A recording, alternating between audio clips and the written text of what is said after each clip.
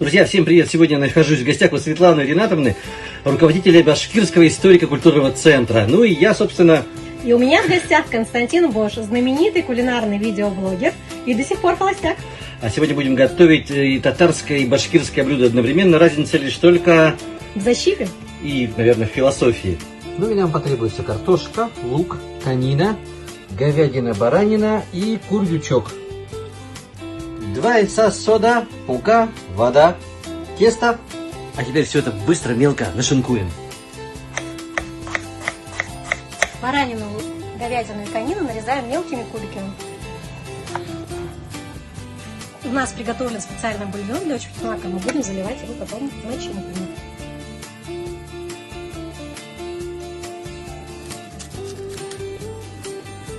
И все это деревянной ложечкой перемешиваем. Теперь Светлана накручивает шарики вот такие вот.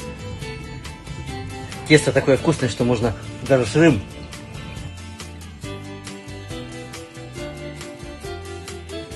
Делаем треугольник. Как говорят старики, это связь 3 поколений. Старшие, взрослые и дети. Башкирское блюдо называется вак-беляш. По сути, делается из тех же самых ингредиентов, как очпитмак. Но только смотрите, защипа здесь все идет по кругу. И точно так же оставляется дырочка в середине.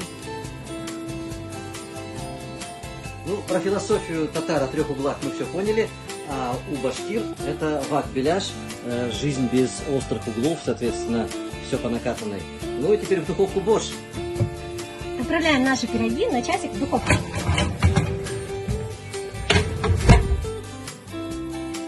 Для того, чтобы было все более сочное, мы подольем бульончики.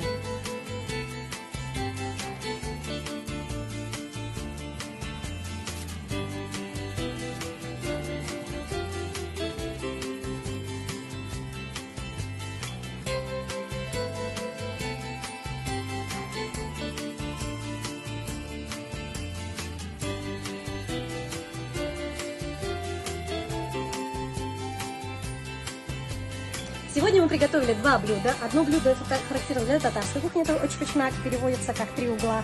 А второе блюдо это вак-беляш, есть и в башкирской, и в татарской кухне.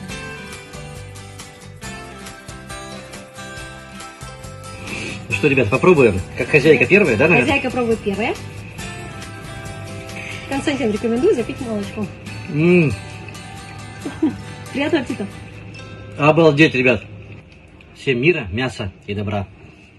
Чтобы у вас всегда были 3 угла, связь между старшим поколением, взрослым и детьми. И всегда, чтобы у вас все было по накатанной, без всяких углов.